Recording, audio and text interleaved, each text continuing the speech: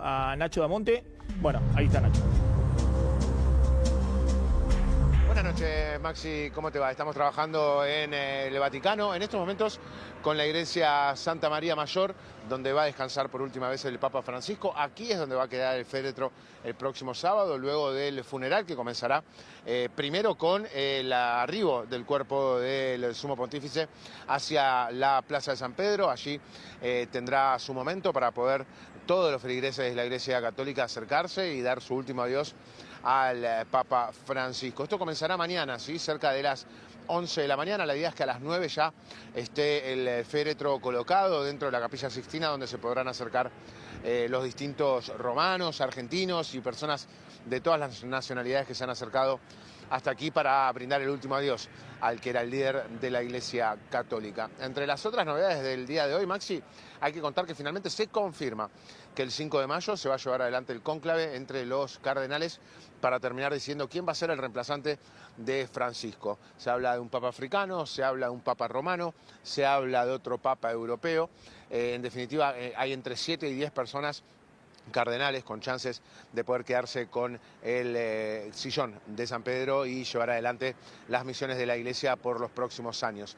Además, también importante destacar que hoy han confirmado su presencia en el funeral, además del presidente de la Argentina, Javier Milei, también va a estar Donald Trump, va a estar Zelensky, presidente de Ucrania, no va a estar Vladimir Putin, ¿sí? Que ha confirmado a través de su vocería de prensa que no va a formar parte del velatorio, tampoco estará Xi Jinping, el líder del Partido Comunista de China, y además, bueno, tendremos la presencia de distintos funcionarios europeos, por supuesto Emmanuel Macron de Francia, también el canciller de Alemania, estarán los reyes de España, no así el presidente del gobierno español, hablamos de Pedro Sánchez, que por lo menos hasta ahora no ha confirmado su visita aquí al Vaticano. Nosotros mañana, Maxi, bien temprano en la mañana, vamos a estar en San Pedro, vamos a estar en la Plaza de San Pedro, esperando y viendo, por supuesto, el clamor popular y el amor que hay por Francisco en este país. Perfecto, Nacho, gracias. Nacho Damonte ahí desde Vaticano.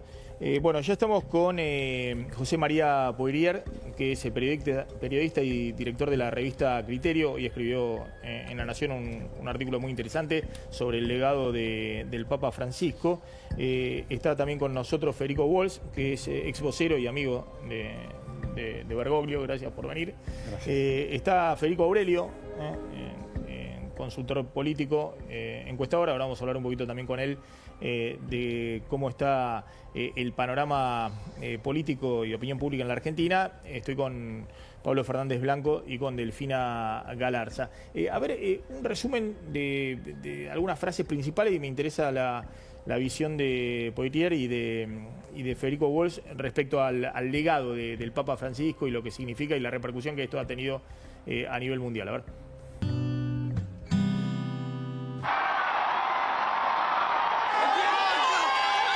Habemus Papam. Sancte Romani Ecclesiae Cardinalem Bergoglio. Impressionante, impressionante este momento. Tenemos un Papa latino. Sembra che i miei fratelli cardinali sono andati a prenderlo quasi alla fine del mondo, ma siamo qui. Gran amigo, Cardenal Güemes, cuando en la segunda votación salí elegido, me dijo, no te olvides de los pobres. Claro, no, los pobres, que yo, San Francisco, Francisco, punto. Entonces cuando me preguntaba el cardenal Rey qué nombre quiere ponerse, le dije Francisco. Quiero lío en las diócesis, quiero que se salga afuera, quiero que la iglesia salga a la calle. Y Jesús es el Señor de la locura y los quiere locos por la vida, los quiere locos para que den vida a los demás. El que no vive para servir, no sirve para vivir. La vida es para ofrecer, la vida es así, con este ejemplo. Yo apuesto a la bondad del pueblo argentino, ¿no? Al gran pueblo argentino salud, ciertamente. Es un gran pueblo. Y les pido un favor, recen por mí, recen por mí. Nos morimos y ¿qué pasa? Y va a haber una luz muy grande, una felicidad muy grande, un encuentro muy grande en el camino del encuentro con Dios, ¿no? Bueno, le pregunto a José María Poirier, ¿qué ha definido usted al Papa Francisco como un reformador? No un revolucionario, sino un reformista. Sí, en realidad el acierto estuvo en un título de Austin Ivory, un británico brillante, que escribe lo que fue la primera biografía importante y muy bien documentada sobre Bergoglio. Austin había estado en Buenos Aires varias veces, conocía muy bien la Argentina, nunca se había encontrado con Bergoglio. Es más, él apostaba por otras figuras latinoamericanas para el papado. Y de repente se encontró, fue muy interesante, porque él en ese momento cubría la información para la BBC en Roma, y entonces era uno de los pocos que sabía de qué estaban hablando exactamente, ¿no? Y creo que acierta, porque es un reformador. Capaz cabe esta observación, que muchas veces en los medios extranjeros se pensó en un papa revolucionario, y eso en el ambiente local fue visto por algunos muy tradicionalistas. Sectores más conservadores. Sí, como si fuera un izquierdismo. Nada más lejos de Bergoglio. Bergoglio nunca fue izquierdista, ni mucho menos. O sea, siempre tuvo dificultades con ese mundo. Más allá del trato estupendo que él tenía con las personas. Porque siempre, eso lo preservó siempre. Ahora, yo estoy de acuerdo con lo que decía Débora antes. Era un hombre de una gran habilidad política. Entonces, pensar que fue llevado de un lado o de otro sin su consentimiento no es pensable. Eso es como muy ingenuo. Ahora, en el libro a mí me ha parecido interesantísimo, del escritor español Javier Cercas. Él escribe, es la última biografía que hay de Bergoglio. Él se declara ateo y marcadamente anticlerical. Y recibe una invitación para acompañar a Bergoglio hace 2 años al viaje a Mongolia. El tipo no lo podía entender. Dice, mire, discúlpenme, pero acá hay un equívoco. Ustedes no saben a quién están invitando. Y le dice, no, bueno, imagínate en el Vaticano, sí lo sabemos perfectamente, porque en el sentido diplomático el Vaticano, más allá de Bergoglio, que Bergoglio rompía muchos cánones, pero es una burocracia muy exquisita en ese sentido. Dice, no, sabemos perfectamente y queremos que usted escriba un libro si acepta. Y el tipo dice, pero lo van a censurar. No, usted ponga lo que quiera, lo edita con quien quiere. Acá tenemos orden de no ocuparnos de eso, ¿no? Entonces él escribe y hay algunos aciertos, se informa muchísimo. Javier Cercas es un escritor notable y está desconcertado con este tipo. ¿Qué hago? Acompañando al Papa y a Mongolia. Pero advierte una cosa que es muy interesante marginalmente, es decir, en Mongolia fue donde otro gran jesuita, Teilhard de Chardin, que fue muy cuestionado en la Iglesia y fueron prohibidas sus publicaciones hace 70 años. Fue allí, él era un científico y haciendo estudios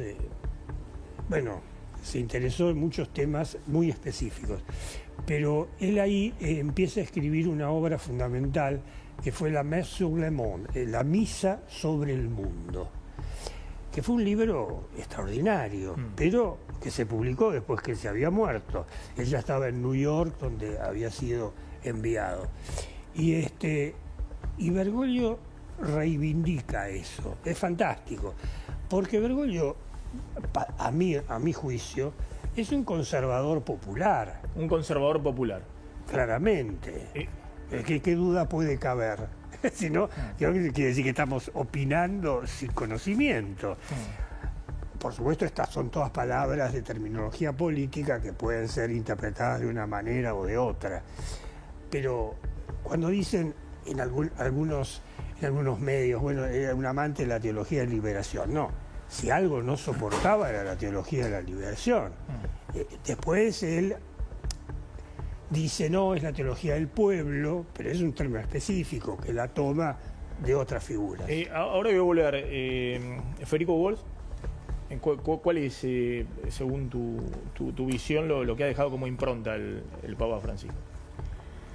Bueno, la impronta, el legado de Francisco, creo que fue haber puesto sobre la mesa grandes temas que hacia adentro de la iglesia y también hacia afuera se venían tratando, quizás no con suficiente fuerza, y también con un lenguaje que hizo que América Latina lo pudiera entender, ¿no? Muchas veces decíamos, bueno, Benedicto no nos llega, Juan Pablo II polaco, pero ahora teníamos un papa americano, en nuestro caso argentino, que podíamos entender que nos llegaba y con toda esa fuerza de justamente de latino llevar adelante las reformas, la revolución o la reforma, revolución en sentido positivo, de hacer lío, como decía él, de salir, o la reforma, y es eso lo que hay que ver de ahora en adelante, ¿no? Estos cardenales que los primeros días de mayo se van a reunir para elegir al sucesor de Francisco. Bueno, ¿para dónde van a rumbear? ¿Qué rumbo van a tomar de esto que Francisco dejó? Es decir, Francisco trató de darle una imprenta más progresista a la iglesia, más ayornada a los nuevos tiempos. Yo creo que sí, una iglesia ayornada a los tiempos. Temas concretos, no sé, matrimonio igualitario, el reconocimiento de los homosexuales. Hay cuestiones que él siguió siendo conservador, ¿no? Temas que no se discutían, pero que él permitía el diálogo. Es decir, bueno, la iglesia sobre el matrimonio opina esto, y esto va a seguir siendo así, o sobre los sacerdotes que sigan siendo célibes. Eso no quiere decir que no podamos discutir algunas situaciones particulares y en algunas regiones del mundo. Entonces, en algunos temas, un gran conservador, pero también con esa impronta progresista de me siento y escuchamos, empecemos un diálogo, una construcción, un camino juntos, a ver hacia dónde vamos. Delfina, tenés información y lo voy a sumar a Federico Aurelio, ¿sí? Sí, Maxi, no, están hablando recién de la impronta y la realidad es que, por supuesto, hubo muchísimas reacciones en todo lo que es el arco político. Si te parece, podemos repasar alguna de ellas y verlas ahora en relación a justamente lo que opinaban los líderes mundiales sobre la muerte de Francisco. No sé si tenemos alguna. Sí. A ver. Bueno, van a estar todos, ¿no? Exactamente. Bueno, justo empezamos por Kicillof, digamos, pero cuando hablamos de los líderes mundiales hablamos de Obama, de Trump, justo empezamos por Kicillof. Pongámosle por eso, pongamos Obama, Trump, digamos, un poquito para ver desde afuera, y después vamos a ir a nivel local, obviamente vamos a ir por Cristina, por Macri, por los expresidentes, y después vamos a ir por el gobernador, y después si hay algún diputado o un concejal también lo metemos. Bueno, mira, acá lo vemos a Donald Trump, que además confirmó su asistencia al funeral del sábado, pero lo que decía el 21 cuando falleció Francisco es: descansa en paz, Papa Francisco, que Dios lo bendiga a él y a todos sus seres queridos. Esto Maxi lo dijo desde su propia red social, Truth Social. Después lo tenemos acá del otro lado, podemos decir, de la grieta estadounidense, pero Barack Obama, que también, por supuesto, lamentándose acerca de su muerte. El Papa Francisco fue un líder excepcional que nos inspiró a ser mejores personas, con su humildad y sus gestos sencillos y profundos a la vez. Abrazar a los enfermos, atender a las personas sin hogar, lavar los pies a los jóvenes presos, nos sacó de nuestra complacencia y nos recordó que todos tenemos obligaciones morales con Dios y con los demás. Hoy Miguel y yo lloramos junto a todos los que en el mundo católico y no católicos encontraron fuerza e inspiración en el ejemplo del Papa. Que sigamos escuchando su llamado a nunca permanecer al margen de esta marcha de esperanza de viva. Esto es lo que decía Barack Obama ayer, Maxi, donde, por supuesto, la gran mayoría de los líderes mundiales se pronunciaron al respecto, y muchos de ellos además van a viajar, y destaco lo del viaje de Donald Trump, que va a participar del funeral del Papa Francisco el sábado. Bueno, y por supuesto, acá, mira, lo tenemos Emmanuel Macron, de Buenos Aires a Roma. El Papa Francisco quiso que la Iglesia llevara alegría y esperanza a los más pobres, unir a las personas entre sí y con la naturaleza, que esta esperanza renazca sin cesar más allá de él. A todos los católicos, a un mundo afligido, mi esposa y yo enviamos nuestros pensamientos. Emmanuel Macron, el mandatario de Francia. Bueno, Federico Aurelio, ¿cuál era la imagen que tenía Francisco en la Argentina? Bueno, no tenemos mediciones post fallecimiento, que me imagino que debe estar en el cielo, digo, la imagen, ¿no? Cuando fue designado Papa, el 90% de los argentinos lo valoraban positivamente, pero a medida que fue pasando el tiempo, se fue deteriorando el nivel de imagen del Papa. La última medición que teníamos, insisto, previo al fallecimiento, que fue de principios de este año, tenía prácticamente 60% de imagen positiva y casi 40% de negativa, que era un valor similar al que ya habíamos visto en una medición de finales del año pasado. Cuando uno ve la composición de esa imagen negativa, principalmente eran los que votaron a Milei o a Patricia Bullrich en el 2023, es decir, votantes mileístas y de Cambiemos, porque, como ustedes recordarán, en aquella lectura política que se hizo del Papa Francisco, muchos lo alinearon con el peronismo. Entonces, los no peronistas empezaron a tener una imagen negativa. Para mí, fue una demostración más de la irracionalidad que tiene la grieta, ¿no? Es decir, evaluar desde cualquiera cae en la una grieta, óptica política, local, argentina, al jefe espiritual de la Iglesia Católica, demostraba que no había mucha profundidad en el análisis de la situación. Pero uno se encontraba permanentemente con esas opiniones de gente que simplemente por considerar que el Papa Francisco estaba cerca al peronismo, que a su vez es un desconocimiento del accionar de Bergoglio en aquella época, con las críticas que hizo en reiteradas ocasiones al gobierno de Menem y al gobierno de Kirchner, con lo cual tampoco tenían el conocimiento suficiente de lo que había representado la historia del Papa Bergoglio, pero en definitiva tuvo un deterioro desde su designación seguramente hasta el fallecimiento, donde debe haber vuelto a tener una imagen positiva prácticamente del 100%, pero no deja de ser llamativo que la grieta también llegó al Papa Francisco en la Argentina, ¿no? También llegó.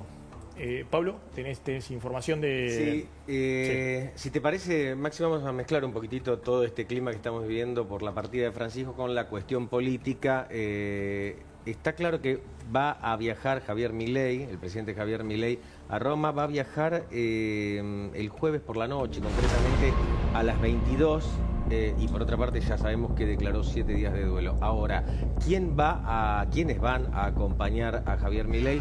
Ya mismo los mostramos, ¿no?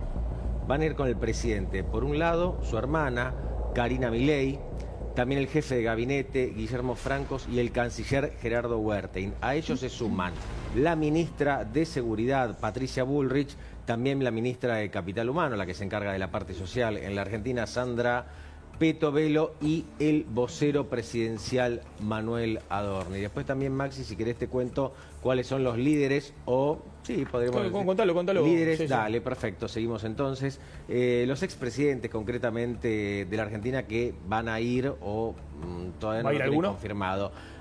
Bueno, Milei va a ir. Va a ir. Mauricio Macri está todavía con signo de interrogación. Sí, vayamos mostrándolo. Perdón, Macri no va. La que está con signo de interrogación es Cristina Kirchner y también Alberto Fernández. Con lo cual, a esta hora de la noche, cuando falta poquitito para que se empiecen a desarrollar los hechos allí en Roma, el único confirmado es el presidente Javier Milei.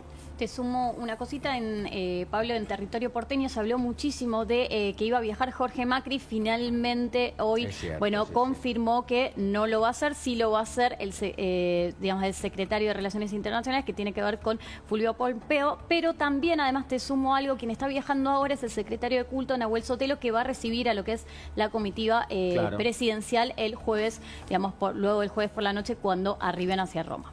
Sí, va a haber una enorme cantidad de líderes mundiales que van a asistir. Hay que también tener en cuenta otra cosa. El propio Bergoglio decía, no viajen, no vengan, no gasten plata en esto, sean frugales. En principio, el presidente Milei, con la comitiva que acabamos de hacer referencia, van a estar viajando el jueves por la noche al Vaticano.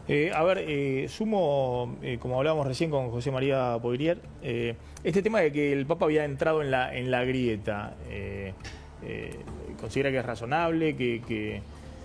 Bueno, eso depende mucho cómo uno piense la grieta, cómo la considere, etcétera. Es un argentino, más allá de su significación universal. Y creo que en ese sentido estamos todos un poco en el baile. Pero creo que conviene distinguir. A ver, sus afinidades con el peronismo son ciertas, es un hecho. Lo que pasa, cuando muy bien se observaba, no con Menem ni con Cristina, porque de alguna manera Menem representaba una especie de peronismo abierto al capitalismo, y Cristina parecía presentarse como de izquierda. Y él, sus simpatías siempre estuvieron en guardia de hierro, es decir, en un peronismo muy tradicional, muy de derecha, si bien ese peronismo no empuñó armas. En ese sentido, hay cosas que son incuestionables. Bergoglio es un hombre de la paz, Bergoglio es un hombre realmente austero e interesado por los pobres, y veía con gran preocupación lo que estaba sucediendo en gran parte de América Latina y en la Argentina en particular. Eso es así.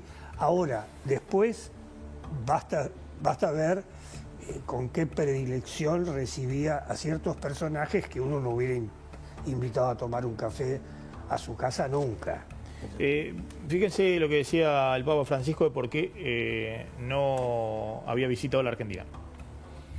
En esa entrevista con AP, pero también en esta que dio recientemente, confirmó que por momento no hay viaje a la Argentina.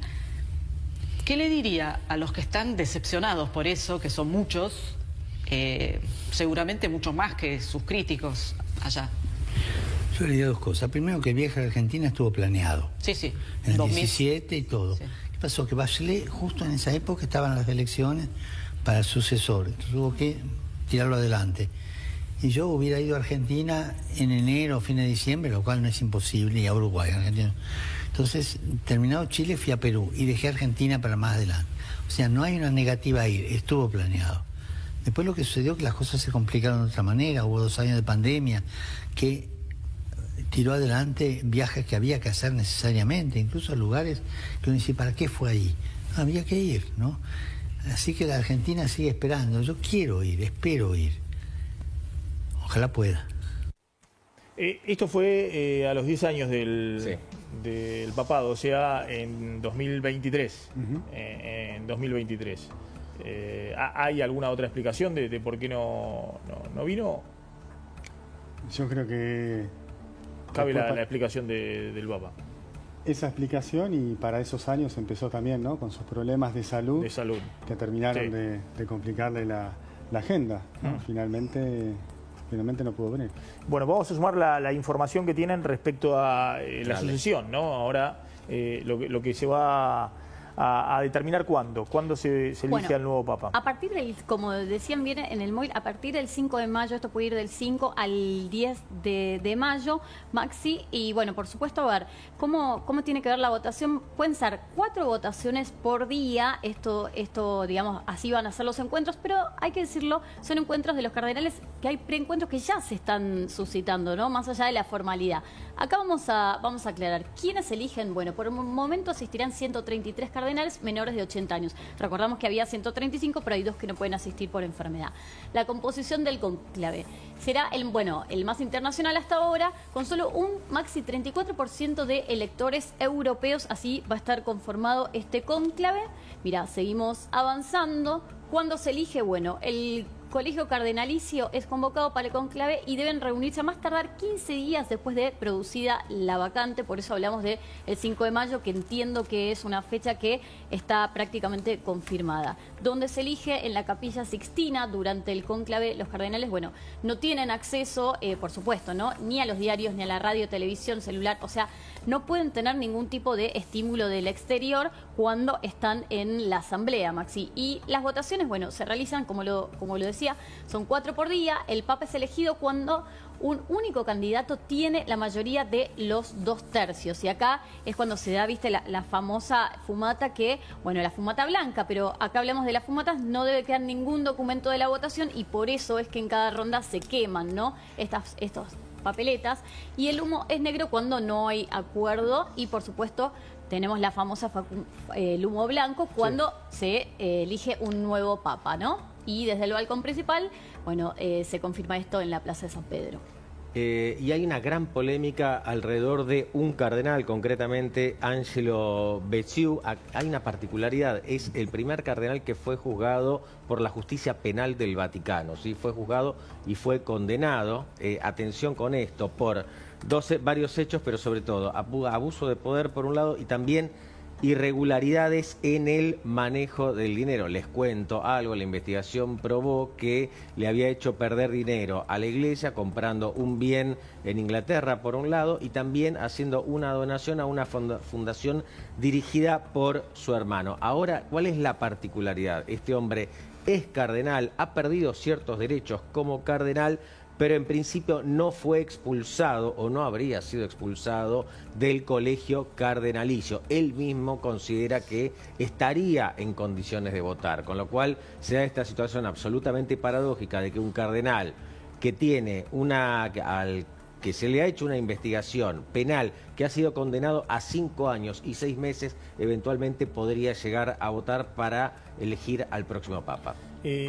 El Papa deja un legado dentro de los cardenales que puede ser su sucesor. ¿Quién puede ser su sucesor dentro de los cardenales de Roma? ¿O eso puede haber algo totalmente distinto? Alguien que tenga una línea totalmente distinta. Totalmente, puede suceder. Sí. Hay un dicho romano muy repetido, ¿no? En un cónclave, el que entra papa sale cardenal. Es decir, el que creía que llegaba, no llega. Ahí se ven algunas de las figuras, ¿no? De los que se están hablando. Que bueno, hay ser, figuras que están en un primer nivel. Una de las dificultades del colegio cardenalicio actual es precisamente que no se conocen muchos de ellos.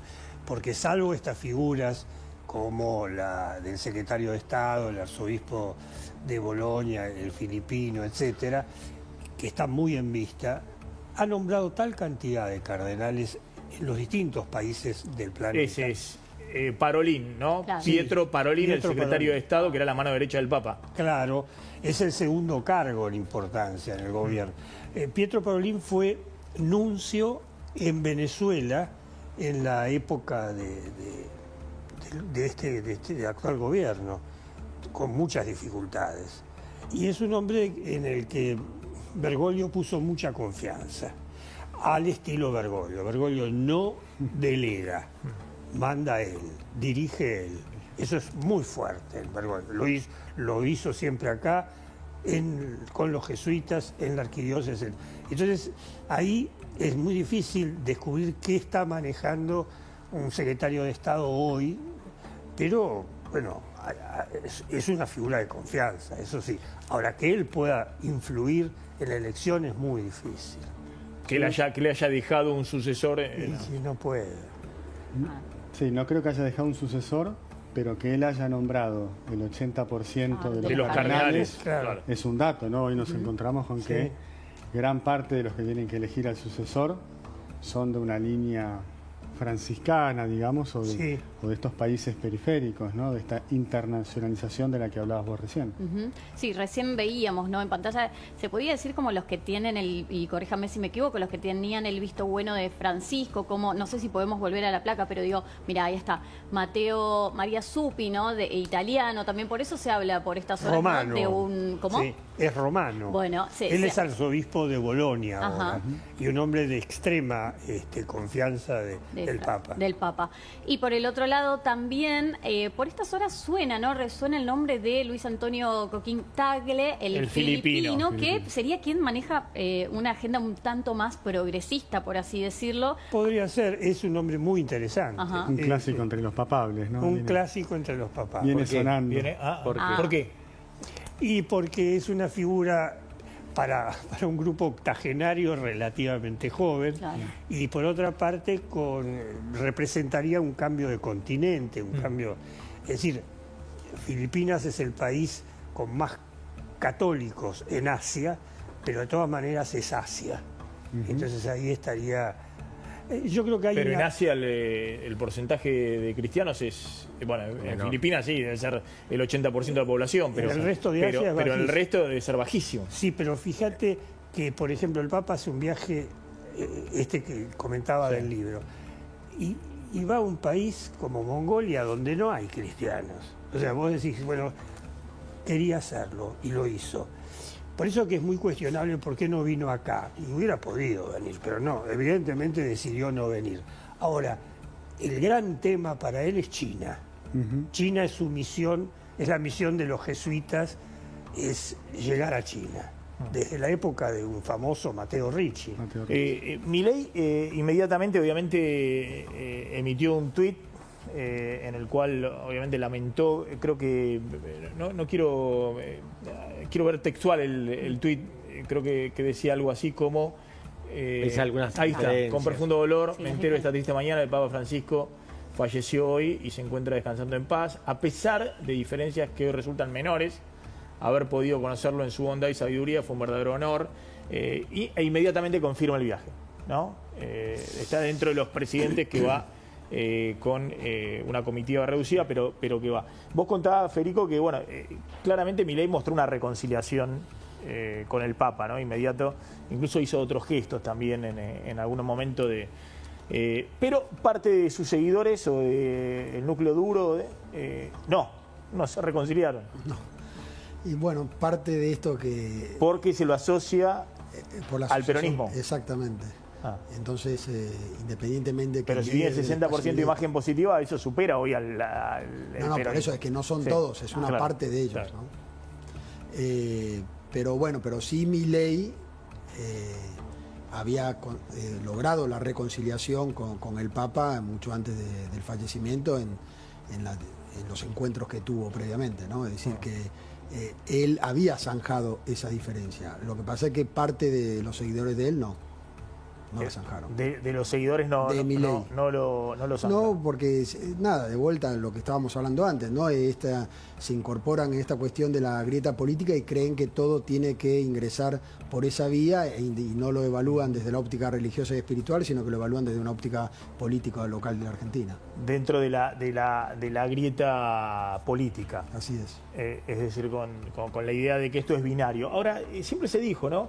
Y los papas influían en la elección argentina, es decir, el Papa, que hemos tenido 13 años de Papa y hemos tenido muchos Francisco presidentes distintos. Y algunos decían, bueno, el Papa, más allá de los gestos, y era peronista y demás, mirá la cantidad de elecciones en esos 13 años que perdió el peronismo en las provincias de Buenos Aires y demás. Algunos dicen, bueno, no, es decir, el que quería al Papa no lo quería por una cuestión política, digamos. Totalmente, era una cuestión de fe, es una cuestión que inspira otras cosas. Absolutamente, fíjate. Creo que vos lo dijiste en algún momento. 2015... Digamos, no hagan campaña. ¿Te acordás que en alguna campaña incluso han hecho campaña a favor, usando al Papa, con afiches y demás, y en otras campañas en contra, y no influyó?